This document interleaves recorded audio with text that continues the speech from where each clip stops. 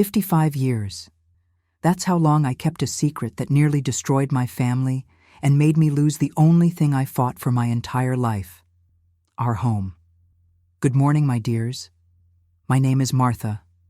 I'm 80 years old, and today I want to share with you a story I've never told anyone except my family.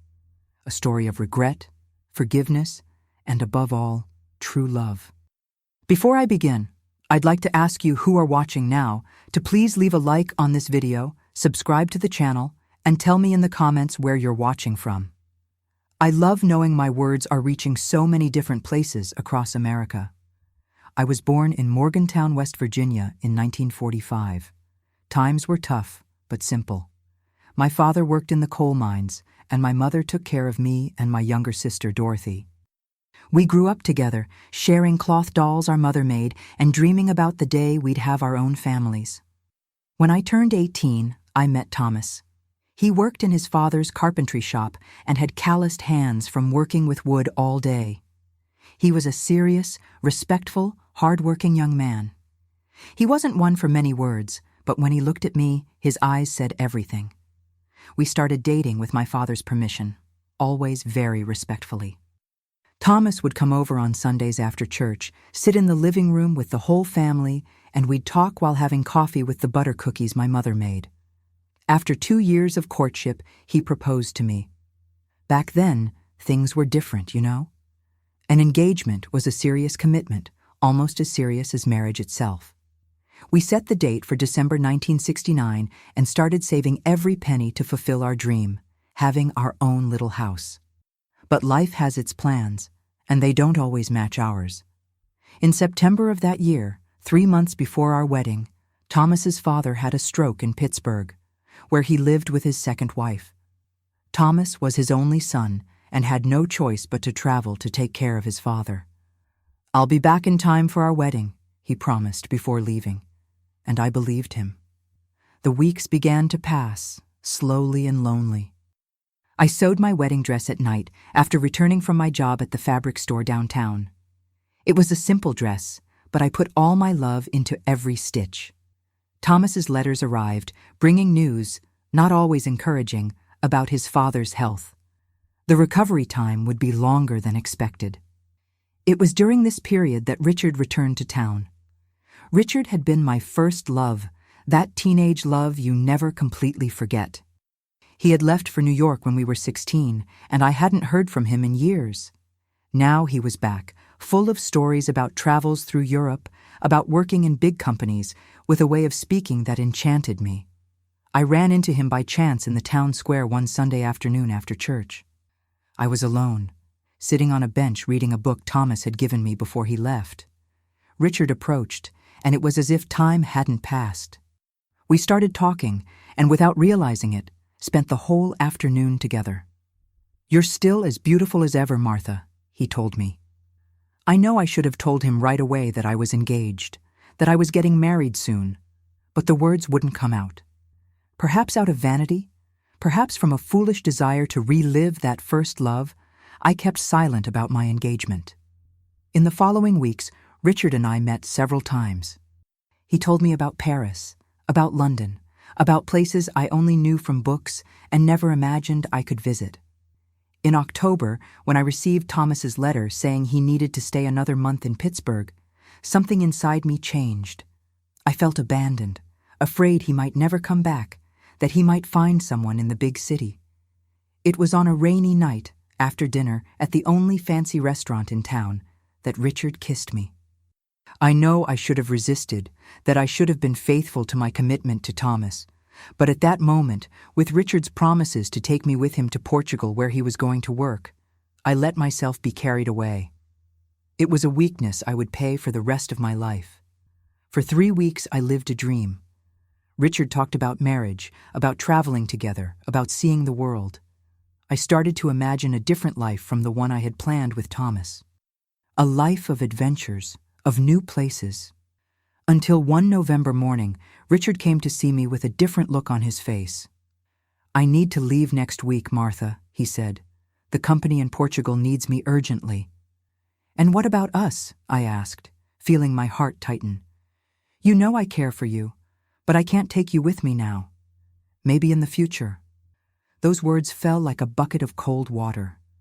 Richard had never talked about taking me now, always in future plans. I realized I had been deceived, that for him I was just a passing adventure in a small town. A week later, he left, leaving only a brief note. "I'll always keep you in my heart, Richard." I was devastated, but the worst was yet to come. 2 weeks after Richard's departure, I discovered I was pregnant. My world fell apart. What would I do? How would I tell Thomas?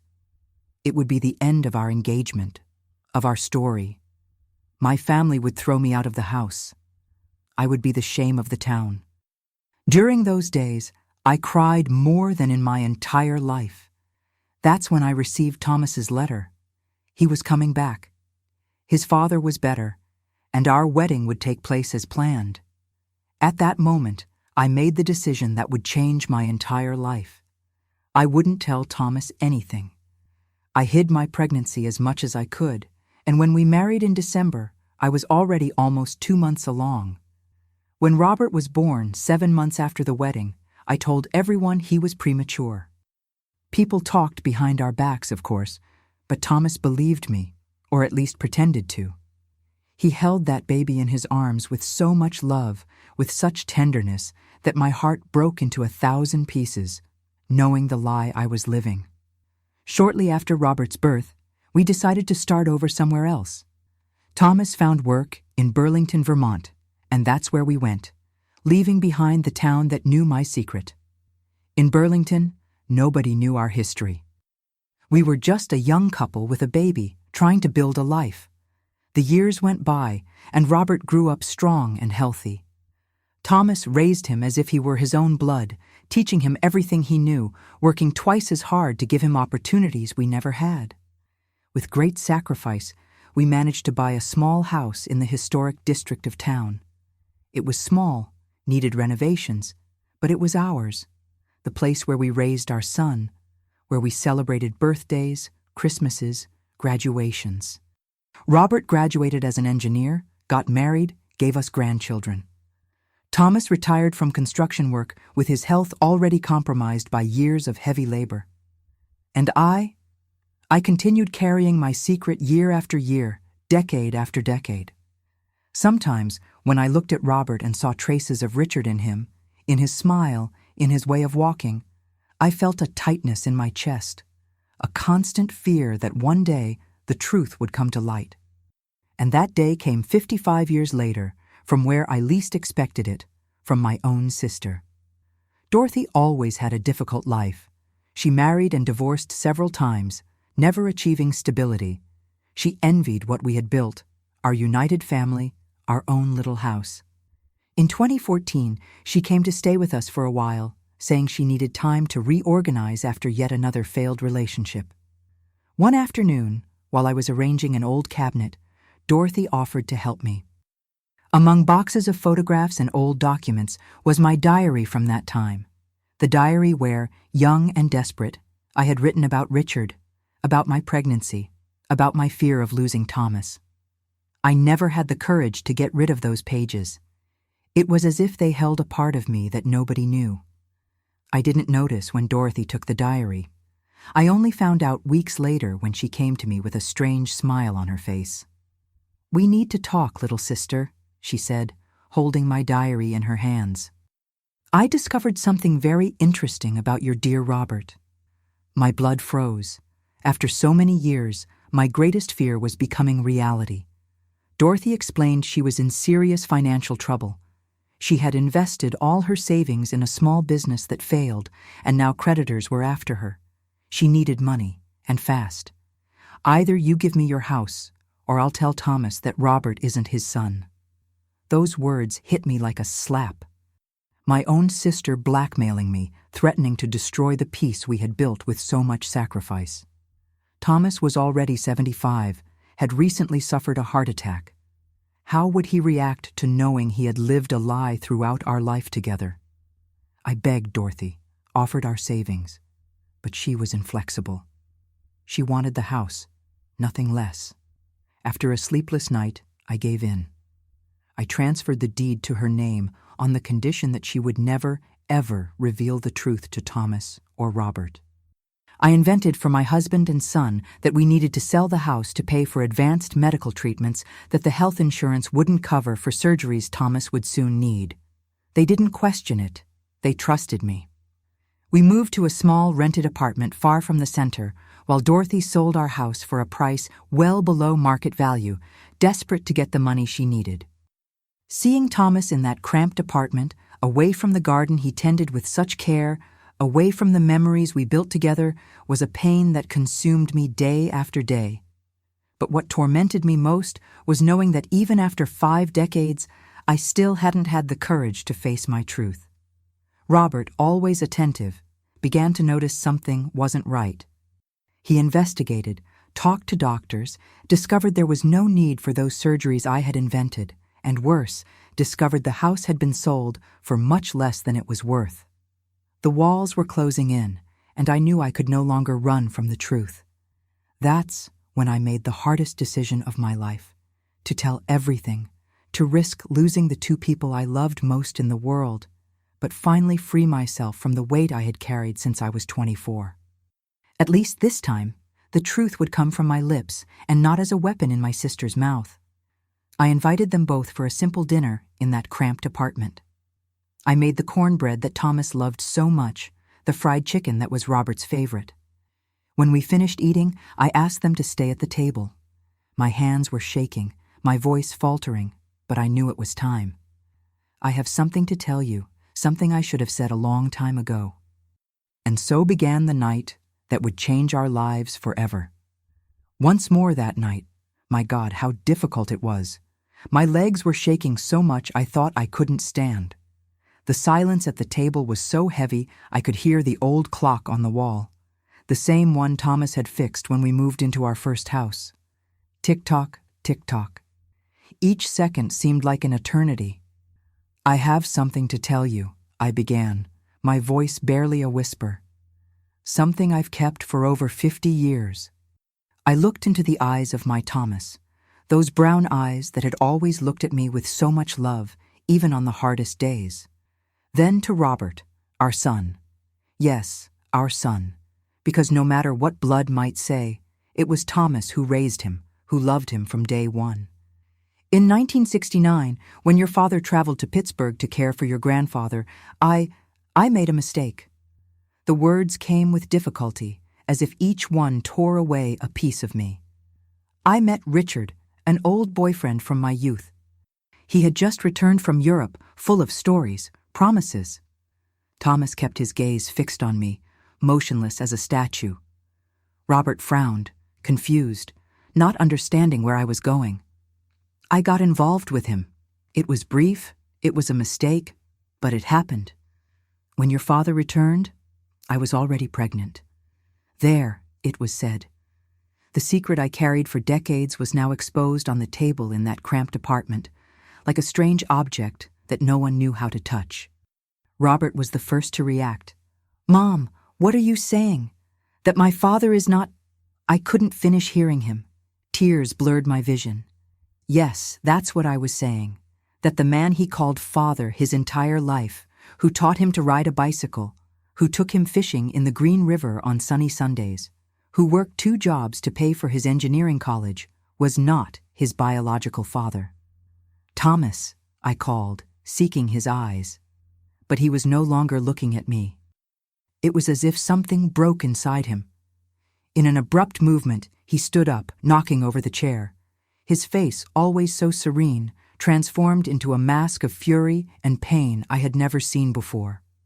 55 years, he shouted, pounding the table so hard the plates jumped. 55 years of lies. Dad, please calm down, Robert tried to intervene, also standing up.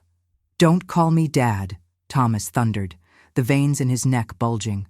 I am not your father. Ask your mother who your father is. Ask her about Richard.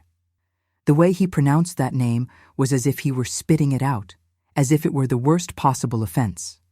Thomas, who in all our married life had never raised his voice to me, now trembled with anger. You made me raise another man's child, thinking he was my blood. How could you, Martha? He grabbed his coat hanging near the door and left, slamming the door so hard that the old clock fell from the wall, breaking on the floor. A perfect metaphor for what had just happened to our family. Robert stood still, as if not knowing what to do. I saw in his eyes the 5-year-old boy who came running to show me his loose baby tooth, the teenager who confided in me about his first love, the man who gave me his first paycheck as an engineer saying, "Save it for you and Dad. You deserve it." "Why, Mom?" he finally asked, his voice choked. "Why now, after so long?" I told him everything about Dorothy's blackmail, about how she had found my old diary, about how she had forced us to sell the house in exchange for her silence. As I spoke, I saw my son's face move from confusion to disbelief, and finally, to anger. He didn't finish the sentence, but he didn't need to. "And where is Richard now?" "I don't know," I answered honestly. I never heard from him again after he left. He didn't even know about the pregnancy. Robert paced back and forth in the small living room, running his hands through his hair. A gesture so similar to Richard's that my heart ached. "I need to process all this. I need some air." He left too, more contained than Thomas, but equally shaken. And I was left alone in that apartment, sitting at the table with the dinner leftovers, the broken clock on the floor marking the end of an era in our lives. That was the longest night of my life. I didn't sleep a minute. I sat in the living room armchair, looking at the phone, praying for one of them to call, to return. I thought about the more than 50 years with Thomas, about the good and bad moments we shared, about the struggles and victories. Would all this be erased because of a mistake made even before we were married? The next morning, Robert returned. He was worn out, with deep, dark circles, but calmer. He sat in front of me and took my hands in his. "Mom, what you did was wrong. The lie was wrong. But I understand the fear you felt. Those were different times, and you were young." Tears ran down my face as he spoke. My son, my boy, now a 55-year-old man, comforting me when I should be comforting him. "As for my father, Thomas," he corrected. That correction tore me apart inside. "He's going to need time, a lot to digest at once. Do you know where he is?" I asked anxiously. "At Joe's place, that friend of his from the carpentry shop. He's physically fine, at least, but he doesn't want to talk to you yet." The following days were a nightmare. Robert returned to his home in the capital, promising he would try to talk to Thomas, try to make him understand. I stayed alone in the apartment for the first time in 55 years of marriage. Thomas wouldn't answer my calls, wouldn't respond to the messages I left with Joe. On the third day, I was so desperate I went to his friend's house. Joe, always so cheerful and talkative, received me with a serious expression at the door. "He doesn't want to see you, Martha," he said bluntly. "Please, give the man time," I begged, tears already flowing freely down my face. "Just tell him I'm sorry, that I love him more than anything, that these 55 years weren't a lie." Joe sighed, running his hand through his gray beard. "I'll tell him, but I can't promise anything." I returned to the apartment and waited 1 hour, 2 hours, the entire afternoon. When the sky was already darkening and I had lost hope, I heard knocks on the door. It was him, my Thomas. He was worn out, with deep, dark circles. He seemed to have aged years and days. He wore the same blue shirt he had left the house in 3 days before, now wrinkled. He entered without saying a word and sat heavily on the couch. "Thomas," I began, but he raised his hand, asking for silence. "Let me speak first, Martha." His voice was hoarse, tired. "I spent these days thinking about everything we've lived through. At first I could only feel anger, an anger I've never felt in my life. I wanted to disappear. I wanted to forget you existed." His words cut me like knives, but I knew I deserved every one of them. Then I started to remember. His voice faltered. I remembered the day Robert was born, so small in my hands, with that little birthmark on his shoulder that I thought came from my grandfather. He gave a sad smile and continued. "I remembered his first step, his first word, which was Dada, did you know? You were in the kitchen and didn't hear. I remembered when he fell off his bike and split his eyebrow, and I took him rushing to the hospital, more desperate than he was.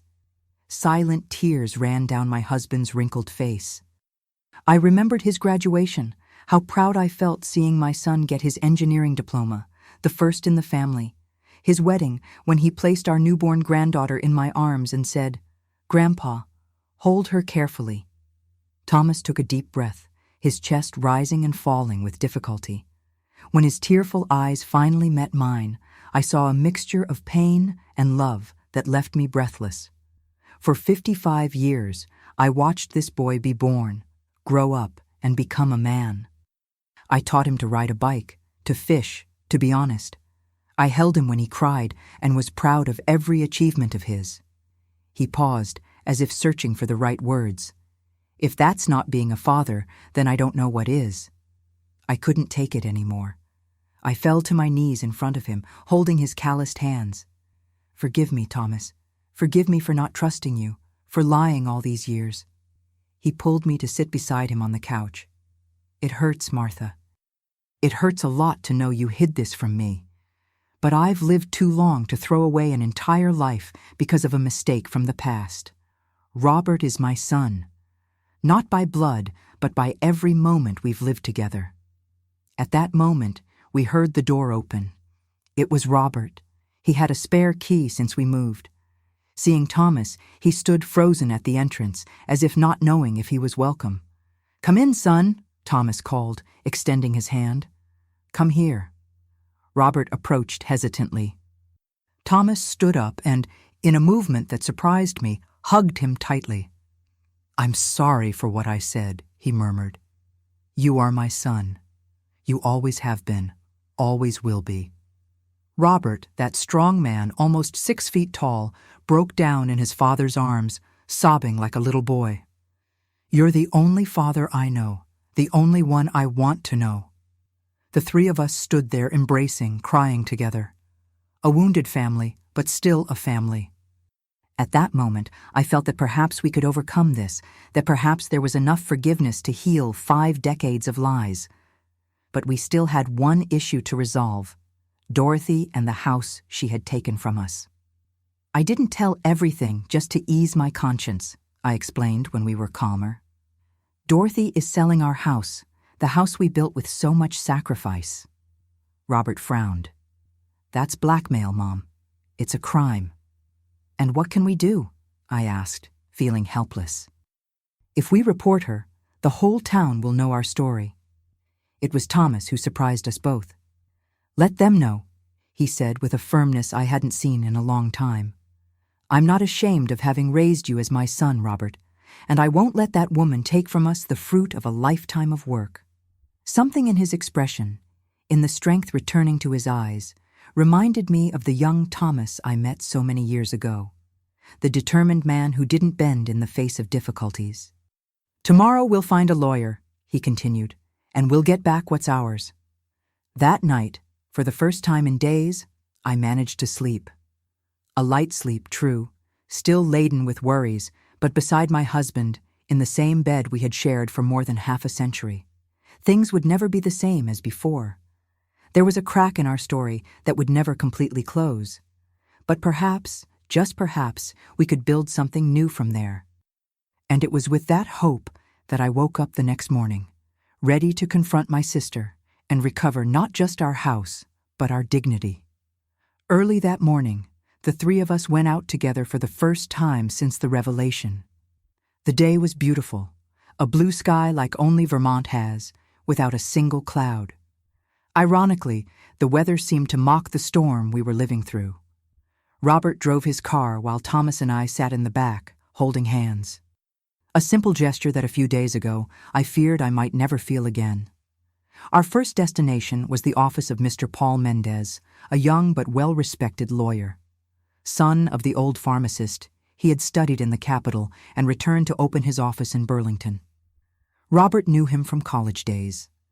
The three of us entered the modest but well-kept office. I was trembling inside. Telling our secret to the family had already been one of the hardest moments of my life. Now we would have to expose it to a stranger, but there was no alternative if we wanted to get our house back. Mrs. Martha, Mr. Thomas, what a pleasure to receive you.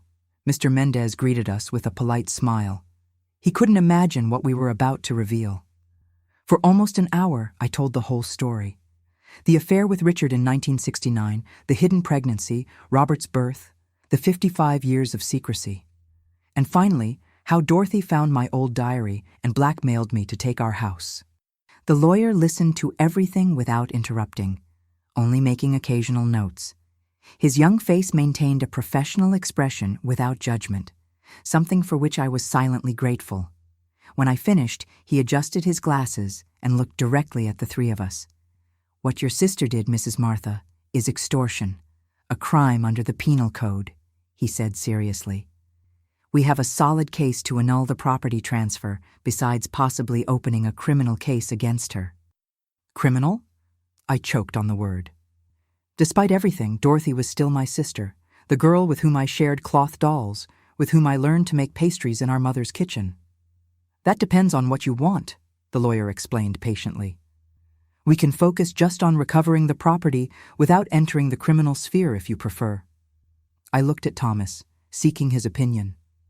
Our eyes met in one of those moments of silent understanding that only 50 years of marriage can provide. We just want our house back, Thomas said. We don't need to see Dorothy in jail. Mr. Mendez nodded. I understand. We'll need evidence of the extortion, though. The diary would be important evidence, but I imagine it's with your sister. That's when Robert spoke up. Actually, I have something that might help. He took his phone from his pocket and showed it to the lawyer. I recorded a conversation with Aunt Dorothy last night. I was surprised. I didn't know my son had approached Dorothy. I went to see her, Robert explained, seeing my expression. I said I wanted to understand what had happened. She boasted about how clever she had been, how she had gotten the better of us. It's all recorded here. Mr. Mendez listened to a portion of the recording, and a confident smile appeared on his face. This changes everything. With this evidence, we can take immediate action. The property transfer will be nullified for having been obtained through coercion. We left the office with a strange feeling of relief mixed with apprehension. On one hand, there was hope of recovering our house. On the other, I knew we would have to confront Dorothy and that the relationship with my sister, already complicated, would never be the same. We need to talk to her before the court officer arrives with the notification, I said when we were in the car. I need to look her in the eyes, understand how she was capable of this. Robert hesitated. I'm not sure that's a good idea, Mom. She might get aggressive, might try to deny everything. Your mother is right, Thomas intervened. Some things need to be said face to face. And so, instead of returning to the apartment, we asked Robert to take us to our old house, now occupied by Dorothy. The feeling of returning to that place was indescribable. The house where we spent most of our lives, where we raised our son, where we celebrated birthdays, Christmases, where we cried over losses and celebrated victories. The rose bushes Thomas had planted were still there, needing care but resisting. The small wooden gate he had made himself creaked in the same way when we opened it. Dorothy answered the door with a surprised expression that quickly turned defensive. She was dressed as if she were about to go out, in a flowery dress with her hair dyed an artificial brown that didn't match her age. "What do you want here?" she asked without inviting us into our own house. "To talk, Dorothy," I replied, keeping calm. "Just to talk." She looked at Thomas, then at Robert, and her face paled slightly. "I see you told them," she said with a forced smile. "Well, it was about time, wasn't it? 50-some years of lies. I imagine it was quite a shock for you too." The cruelty of those words, the satisfaction she seemed to feel from our suffering, hit me like a slap. This bitter woman in front of me was not the girl I grew up with, the sister I once loved. "Why, Dorothy?" was all I could ask. "Why do this to your own sister?" She shrugged with an indifference that cut my heart. "I needed the money, and you always had everything, didn't you? The perfect husband, the perfect son, the perfect little house." "While you—" "What?" Thomas interrupted, his voice firm. "While you went from one man to another, spending everything you earned, never settling down anywhere, is that Martha's fault?" "You don't know anything," Dorothy raised her voice. "You only know her side of the story. It's always been like this, since we were little. Martha, the model daughter, Daddy's favorite, and me, the black sheep, the one who never did anything right." I realized then that Dorothy's hurt came from much earlier, from our childhood, from wounds that never properly healed. It didn't justify what she had done, but at least it started to make sense. "Dorothy," I spoke softly, taking a step toward her. "I know we had our differences, that maybe I received more attention from our parents. But that was so long ago. We were children. Look at us now. We're two old ladies. You're the only family I have left besides Thomas and Robert." For an instant, I saw something waver in her eyes. A shadow of the girl I knew, of the sister who was once my playmate. But soon, her gaze hardened again. "Very nice speech, Martha. But it doesn't change anything. The house is mine now. Legally, you signed the papers." It was Robert who stepped forward. "Actually, Aunt Dorothy, that's not quite right." He explained about the recording, about the lawsuit we were filing. With each word, Dorothy's face transformed from arrogant confidence to fear, and finally, to anger. "You can't prove anything," she shouted, completely losing her composure. "It'll be your word against mine." "The recording is quite clear, Aunt," Robert replied calmly. "You admitted to the extortion, confessed that you threatened my mother to take the house." Dorothy looked at the three of us, cornered like a trapped animal. For a moment, I thought she might physically attack us, such was the fury in her eyes. But then, unexpectedly, she collapsed in tears. "What do you want me to do?" she sobbed. "I've already spent part of the money from the sale. I have debts, people coming after me." It was Thomas, with his wisdom as a simple man who had lived a long life, who offered the solution. "The house hasn't been officially transferred to the buyer yet, has it? You just signed a sales agreement." Dorothy nodded between sobs. "Then undo the deal, return the down payment you received, say there was a family problem, we'll pay your most urgent debts within reason, and you can stay with us until you get back on your feet." I looked at my husband with surprise. After everything Dorothy had done, he was still offering help. But then I understood. It wasn't for Dorothy that he was doing this. It was for me, because he knew that despite everything, she was still my sister. "Why would you do this?" Dorothy asked suspiciously, wiping away tears. "Because we're family," I replied simply, "and family forgives.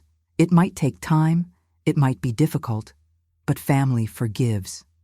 In the days that followed, with Mr. Mendez's help, we undid the house sale.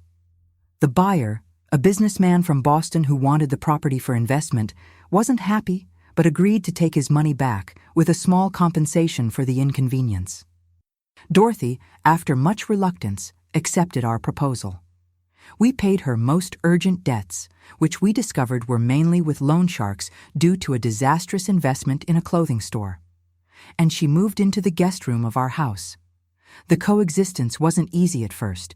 There was a lot of hurt, a lot of distrust. Sometimes she would catch me looking at Thomas and Robert with a strange expression, as if she still couldn't believe they knew the truth and still accepted me. One night, about 2 weeks after we had recovered our house, I found Dorothy sitting alone on the porch, looking at the stars with a lost expression on her face. "May I join you?" I asked hesitantly. We were still learning to relate to each other again. She nodded, and I sat in the chair beside her. We remained silent for a few minutes, just observing the starry sky of Burlington, as beautiful as anywhere in the world. "You know what hurts the most?" she said finally, without looking at me. "It's that, deep down, I always knew you were the better one of us since we were kids. You were prettier, smarter, kinder. Everyone liked you more, and I hated that." Her words caught me by surprise. "Dorothy, that's not true. You were always the braver one, the more determined one. Remember how you confronted those boys who were teasing me at school? You weren't afraid of anyone." She gave a small smile. The first genuine one I had seen on her face in years. That's true. I broke Tommy's nose with just one punch. We laughed together, remembering that distant day when she, at 11 years old, defended her older sister from the school bullies. I think we lost each other somewhere along the way, I continued. We grew up, took different paths, and that connection we had simply broke. Dorothy remained silent for a long moment. I always envied you, Martha, she finally admitted. Your life seemed so perfect compared to mine. Even with a secret that big, you managed to build a happy family, a stable life, while you always sought something, you didn't quite know what it was, I completed. But it's never too late, you know, to start over, to do things differently. That night we didn't resolve all our differences, far from it, but we took the first step toward a reconciliation I didn't know was possible. And as we looked at the stars together, I felt a peace I hadn't experienced in a long time. The truth had finally come to light after more than 5 decades. The secret I carried as a burden no longer existed. And miraculously, my family not only survived the revelation, but somehow came out stronger from it. There was still much to rebuild, many difficult conversations ahead, but for the first time in so long, I could breathe freely, without the weight of the lie crushing my chest. And that, my dears, is priceless. 2 weeks after that conversation with Dorothy on the porch, I woke up in the middle of the night with a restlessness I couldn't explain. The clock showed 3:27 a.m., and Thomas slept peacefully beside me, his soft snoring like a familiar melody after so many decades sharing the same bed. I got up carefully not to wake him and went to the kitchen for a glass of water. The house was quiet. Dorothy had been asleep for hours in the guest room, which she gradually made her own with personal touches. A colorful quilt she had embroidered years ago, old photographs of our parents, a small vase of violets on the nightstand. I sat at the kitchen table, the same one where so many family meals had been shared over the years, and let my mind wander. Something was bothering me, a question that remained unanswered amid all that turmoil of emotions and revelations. What had happened to Richard? I never heard from him again after that November of 1969. He left for Portugal, as he had said, and disappeared from my life as abruptly as he had reappeared. At the time, immersed in the anguish of unexpected pregnancy and the fear of losing Thomas, I didn't try to find him. Maybe it was better that way. But now, after the truth had come out, after my husband and son had accepted the past and forgiven me, that question began to haunt me. Was Richard still alive? Had he started a family? And more importantly, should he know he had a son?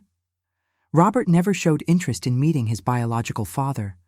For him, Thomas was and would always be his only father. But I wondered if, as a mother, I had the right to keep this information hidden from Richard. He might have other children who would be half-siblings to Robert. There might be an entire family my son never knew. The next morning, as we were having coffee, I shared my thoughts with Thomas. "Do you think we should try to find Richard?" I asked uncertainly. My husband was silent for a moment, thoughtfully stirring his coffee with milk. His eyes, still alive despite his age, rested on mine with that quiet wisdom I always admired. "I think that's not our decision, Martha," he finally answered. "It's Robert's. If he wants to meet his biological father, we should support him. If he doesn't want to, we should respect that too." It was a sensible answer, as always. Thomas, even after everything, showed an understanding and generosity that left me speechless. How could I have doubted him 55 years ago? How could I have believed he wouldn't accept my pregnancy, that he wouldn't love me despite my mistake? That afternoon, when Robert came to visit with his wife and children, as he did every Sunday, I found the courage to bring up the subject. We were sitting in the backyard in the shade of the old maple tree that Thomas had planted when we moved into the house. The children were playing in the small garden we kept while we adults talked. "Son, there's something I need to ask you," I began, feeling my heart race. "Would you like to know more about Richard? Maybe even meet him if he's still alive?" Robert looked at me with surprise, then at Thomas, who nodded slightly, indicating he supported the conversation. My son, our son, remained silent for a long moment, his face reflecting the internal conflict he certainly felt. "I don't know, Mom," he answered honestly. "Part of me is curious, of course. It's natural to want to know where we come from, but another part fears this might, I don't know, complicate things somehow." "How so complicate?" I asked. "What if he's a terrible person?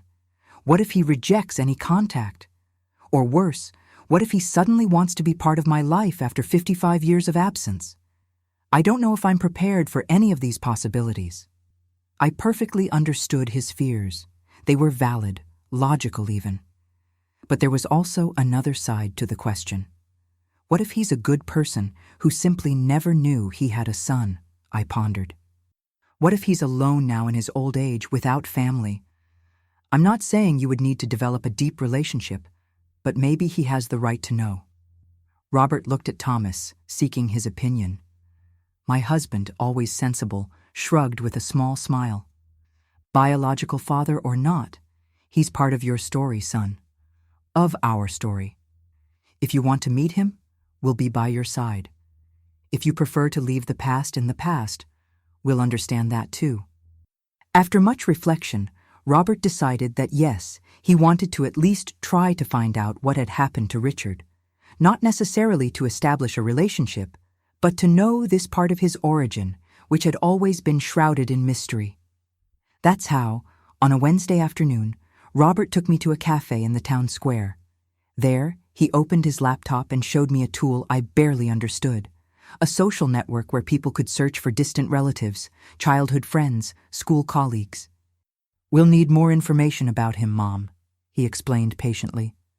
"Full last name, date of birth, anything you remember." I closed my eyes, forcing my memory to go back more than half a century. "Richard Taylor Anderson," I said slowly. "Born in Morgantown, I think in 1944 or 45. He studied at the public high school, then left for New York when he was about 16. When I met him again in 69, he had just returned from a time in Europe. He talked about London, Paris, Lisbon." Robert typed rapidly as I spoke, entering these fragmented pieces of information into various fields on the screen. "Anything else? Names of relatives, perhaps?" I shook my head, frustrated with the limitations of my memory. His mother's name was Eleanor. I remember because she made wonderful cookies that she sold at the fair. His father, I don't recall the name, but he was a city hall employee. For weeks, Robert dedicated part of his free time to this search. He researched digitized public records, contacted former Morgantown residents through the internet, even wrote to the city hall requesting information about employees from that time. It was a slow and often discouraging process. Several leads led to dead ends. A Richard Taylor Anderson we found had died in 1985 in a car accident in upstate New York, but we later discovered it wasn't the same person. The dates didn't match. When we were already beginning to think about giving up, the first concrete clue came. Robert found on a Portuguese newspaper website a small note about the retirement of a Brazilian professor who had taught for decades at the University of Coimbra. The name was Richard T. Anderson. "It must be a coincidence," I said, trying to control my hope. "There must be many Richard T. Andersons in the world." But Robert didn't give up. Through contacts at the university where he worked, he got the email of a colleague from the Department of Civil Engineering at the University of Coimbra. He wrote a carefully crafted message, explaining that he was looking for an American professor named Richard Taylor Anderson, possibly born in Morgantown, West Virginia, who would have gone to Portugal in the late 60s. The response came 3 days later and left us breathless. "I know Professor Richard well," the email said. "He retired a few years ago but still lives in Coimbra. He is an American born in West Virginia." "Yes, and he arrived in Portugal in 1970. Is this the man you're looking for? I can pass your contact to him if you wish." That night, we had a family meeting to decide how to proceed. I, Thomas, Robert, his wife Anna, and even Dorothy, who now participated more actively in our lives, gathered in the living room to discuss. "We can't just send an email saying, Hello, you have a 55-year-old son you never knew existed. Anna pondered, always practical. We need to be sensitive. What if he doesn't want to know? Dorothy questioned. Or worse, what if he wants to go to court, demanding some kind of inheritance or compensation? Thomas, who had been quiet until then, raised his hand, asking for silence. We're getting ahead of ourselves. First, we need to be sure it's really him. Then, Robert should decide how he wants to proceed. It's his life that will be most affected by this. Robert looked at each of us thoughtfully. I want to meet him, he finally said. Not to establish a father-son relationship. I already have a father, the best anyone could have, but out of curiosity, to know this other part of my history. We decided then that Robert would respond to the email, requesting that a simple message be passed to Richard. An old acquaintance from Morgantown, West Virginia, would like to re-establish contact. If he showed interest, then we would proceed with more details. 3 days passed without a response, and we were already beginning to think Richard had ignored the message. Until Saturday morning when the phone rang. Robert had given his number in the contact email. I was in the kitchen when my son entered, his face pale, holding the cell phone as if it were something fragile that might break at any moment. It was him, he said simply. Richard, he's coming to the U.S. next month for a conference in New York. He wants to meet us in Burlington. I felt my legs weaken and needed to support myself on the table. After 55 years, I would see again the man who, in a brief passage through my life, had forever altered my destiny. Did you tell him? I asked, barely able to form the complete question. Robert shook his head. I only said I was the son of an old acquaintance of his from Morgantown, and that I had something important to discuss in person. He seemed intrigued, asked some questions, but I respected his request to tell everything in person. In the weeks that followed, my anxiety grew each day. What would it be like to see Richard again after so long? Would he have changed much? Would he have married, had other children? How would he react to the news that he had a 55-year-old son he never knew? And most importantly, how would this meeting between Robert and his biological father go? My son, always so self-assured, seemed increasingly nervous as the day approached. Thomas, on the other hand, maintained an admirable calm. His unwavering support for Robert, even knowing he was going to meet his biological father, only increased my love and admiration for this extraordinary man with whom I had shared my life. The appointed day was approaching, and with it, a new chapter in our family history was about to be written. A chapter that, unlike the previous ones, would not be built on secrets and lies, but on the truth, however difficult and complex it might be. The day that would forever mark our lives dawned with a fine, delicate drizzle, typical of the Vermont winter. I woke up even before the sun rose, after a night practically without sleep. Beside me, Thomas was also awake, looking at the ceiling, lost in thoughts I could only imagine. We intertwined our wrinkled hands in silence, communicating without words the whirlwind of emotions that crossed us. We had arranged to meet Richard at 3 p.m. at the Imperial Cafe, a traditional establishment in the central square of Burlington. Robert would pick us up at noon, giving enough time to arrive calmly and emotionally prepare for the moment. The morning dragged on with agonizing slowness. I changed clothes 3 times, undecided about what to wear for such an extraordinary meeting.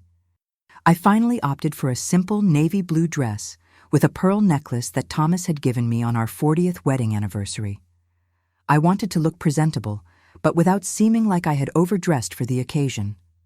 Dorothy, who now actively participated in our family life, offered to prepare lunch, but no one managed to eat more than a few bites. The tension was palpable in the air, like electricity before a storm. "Are you sure you want me to come along?" Thomas asked when we were almost leaving. His calm voice didn't betray the emotion I knew he felt. "Absolutely," Robert replied, placing his hand on his father's shoulder. "You're my father in all the ways that matter. I want you there." That moment between the 2 men in my life moved me deeply. The genuine love between them, the father-son relationship built over decades, was stronger than any biological tie. The path to the center of town never seemed so long to me. The drizzle had given way to a cloudy sky, but without rain, casting a soft, melancholic light over the cobblestone streets and the historic buildings of Burlington. "What do you think he looks like?" I asked no one in particular, breaking the silence in the car. "The engineering professor I spoke with said he's very respected in Coimbra," Robert replied. "He advised dozens of theses, published important books in the field." "That's not what I asked," I said softly. "How do you think he looks physically? Has he changed much?" The truth is, I was trying to imagine what it would be like to see Richard after so many decades. The young man with an easy smile and bright eyes I knew in 1969 would now be a man of almost 80.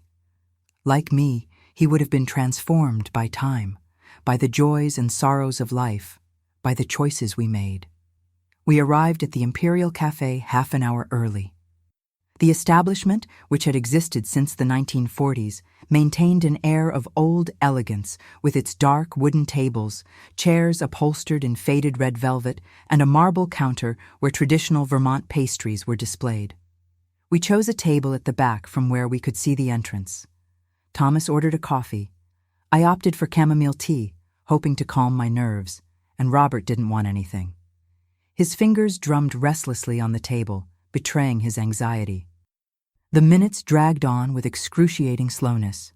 Robert constantly checked the clock while Thomas looked out the window, apparently calm, but I knew that crease between his eyebrows, a sign of deep concentration or concern. At 2:57 p.m., the cafe door opened and my heart almost stopped. A tall man with completely white hair and upright posture entered, looking around with curiosity. Even after 55 years, even with all the transformations that time imposes, I recognized him immediately. It was Richard. He wore a light shirt under a blue blazer, well-cut pants, and polished shoes, the image of a retired university professor. His eyes behind thin-framed glasses still had that peculiar sparkle that had enchanted me so many years ago. But there was something more now, a serenity, a wisdom that only the years can bring. Our gazes met, and I saw immediate recognition in his eyes, followed by surprise, and then an emotion I couldn't decipher. He walked slowly to our table, his steps slightly hesitant. "Martha?" he asked, his voice hoarse with emotion. "Is it really you?" I stood up, my legs trembling so much I thought I couldn't stand. "Hello, Richard," I managed to say, my voice barely more than a whisper. For a moment, we just looked at each other, two elderly people trying to see through the decades the young people we once were. Then, with a gentleness that caught me by surprise, he took my hands in his. "So many years," he murmured. "You look beautiful." The courtesy made me smile despite the tension. We were both elderly now, with wrinkles, white hair, and the numerous signs that life leaves on us. But there was a sincerity in his words that touched me. Coming out of my trance, I indicated the others at the table. "Richard, this is my husband, Thomas." The two men measured each other for a moment before exchanging a formal handshake, more educated than warm. The situation was so surreal it almost seemed like a movie scene. My husband of 55 years greeting the man with whom I had briefly been involved before we got married. "And this," I continued, my voice faltering slightly, "is Robert, our son." I saw Richard's eyes study Robert with curiosity. Undoubtedly, he was intrigued about why the son of an old acquaintance wanted to meet him so badly. Robert, in turn, stared fixedly at Richard, as if trying to memorize every detail of the face of the man who, unknowingly, was his biological father. "It's a pleasure to meet you, sir," Robert said formally, extending his hand. We all sat down, and for a few moments, no one knew what to say. The waitress came, momentarily breaking the tension, and Richard ordered a coffee. When she walked away, he looked at each of us expectantly. "I confess I'm curious," he finally said. "Your message was quite mysterious, Robert. What's so important for us to discuss?" Robert looked at me as if asking permission to proceed. I nodded slightly, feeling Thomas's silent support beside me. "Mr. Anderson," Robert began, his voice firmer than I expected. "The reason for this meeting is that I recently discovered you are my biological father." The coffee Richard was bringing to his lips stopped midway. His eyes, wide with shock, moved quickly from Robert to me and back to Robert. "What? How is that possible?" he asked, placing the cup back on the saucer with visibly trembling hands. It was then that we told the whole story, taking turns with the most difficult parts. I talked about our brief relationship in 1969, about how I discovered the pregnancy only after he left for Portugal, about how I hid the truth from Thomas. Robert explained how the truth came to light recently because of Dorothy's blackmail. Thomas, surprisingly, also participated, telling how he had accepted Robert as his son regardless of blood ties. Richard listened to everything in silence, his face a mask of complex emotions. When we finished, he remained quiet for a long moment, looking at the now cold coffee cup in front of him. 55 years, he finally said, his voice almost inaudible. A son for 55 years, and I never knew. "I never tried to find you, Richard," I admitted. "At the time I was so afraid, so desperate. I was only thinking about saving my engagement to Thomas, about avoiding scandal in the small town. Later, when Robert was born, when we started our life in Burlington, it was simply understood that Thomas was the father, and he was in all ways that matter." Richard nodded slowly, still processing everything. "I understand why you did it, Martha. Those were different times, different circumstances. I don't blame you." He then turned to Robert, and I saw his eyes fill with tears. "But I lost the chance to know you, son, to see you grow up, to be part of your life." "You're a university professor?" Robert asked, gently changing the direction of the conversation. Richard seemed grateful for the opportunity to talk about his life. "Yes, I taught civil engineering at the University of Coimbra for almost 40 years. I retired 5 years ago, but I still advise some doctoral students. I'm also an engineer," Robert said with a small smile. "Maybe I take after you." I saw something light up in Richard's face, a connection, a recognition that transcended the time and distance that separated him from his son. "That's remarkable," he replied, his voice choked. The conversation flowed more easily after that. Richard told us about his life in Portugal, how he had settled there, built a respectable career. He had married a Portuguese woman, but the marriage lasted only 7 years and they had no children. After that, he dedicated himself entirely to his academic career, becoming a reference in his field. "I never had any more children," he said, looking at Robert with an emotion that was almost palpable. "I always felt something was missing in my life, but I never knew exactly what. Now I understand."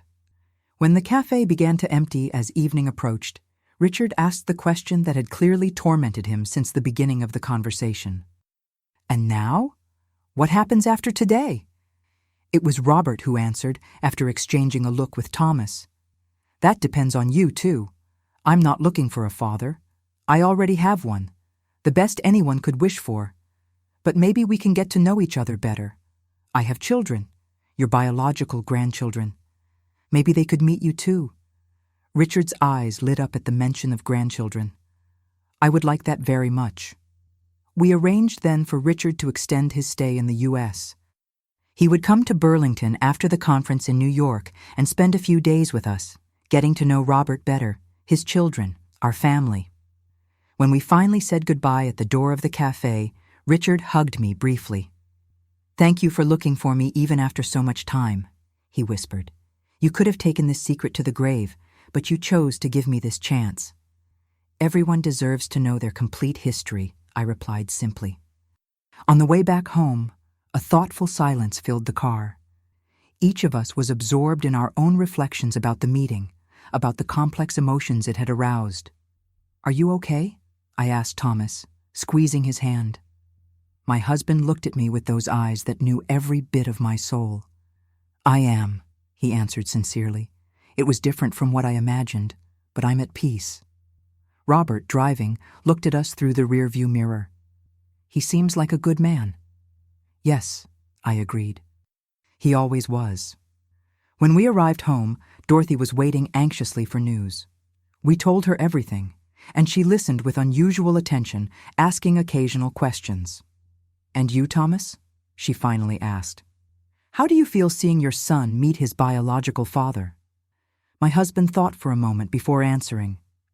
"You know, Dorothy, when you reach 85 like me, you realize life is much more complicated than we imagined when we were young. It's not black and white, right or wrong. It's full of nuances, situations we never imagined facing. Richard is not a threat to me because I know who I am in Robert's life. I know what we built together." His words, so simple and so profound, brought tears to my eyes. This extraordinary man, who accepted me with all my mistakes and secrets, who loved Robert as his own blood, continued to surprise me with his wisdom and kindness. That night, lying beside Thomas in our bed, I reflected on the incredible journey our life had been. From a secret kept for decades, through the painful blackmail, the frightening revelation, to this new chapter that was opening now, with Richard entering our lives, not as a threat to what we built, but as an addition, an extension of our family history. "What are you thinking about?" Thomas asked, caressing my white hair. "About how life comes full circle," I replied. "About how what seemed like a tragedy, Dorothy discovering my diary, the blackmail, the temporary loss of our house, ended up bringing us here, to the truth, to the liberation from this secret I carried for so long." Thomas nodded, understanding as always. "Sometimes, Martha, we need to lose something to realize what really matters. We need to face our biggest fears to discover they weren't as scary as we imagined." I fell asleep in the arms of the man who had been my safe harbor for more than half a century, feeling a peace I hadn't experienced in a very, very long time. The secret I carried as a heavy burden for decades had finally transformed into an open, shared, accepted story. And I realized at that moment between sleep and wakefulness that the true miracle wasn't just that Thomas and Robert had forgiven me, or that Richard had entered our lives so graciously. The true miracle was that after everything, I had finally learned to forgive myself. So, my dears watching me now, I want to leave this final message. No matter how heavy the secret you carry, no matter how much time has passed, the truth, however painful it may be at the moment, brings with it a liberation that no lie, however comfortable it may seem, can ever offer. Life is too short to live trapped in cages we ourselves build. Believe this old lady who took almost a lifetime to learn this lesson. True love, whether from a partner, a child, or even a sibling, is strong enough to overcome our mistakes, our weaknesses, our deepest fears. And now, if you like this story, this part of my life that I shared with you today, don't forget to leave your like, subscribe to the Grandma's Diary channel, and tell me in the comments if you've ever gone through a similar situation or what you would do in my place. Thank you for listening to me, and see you in the next story.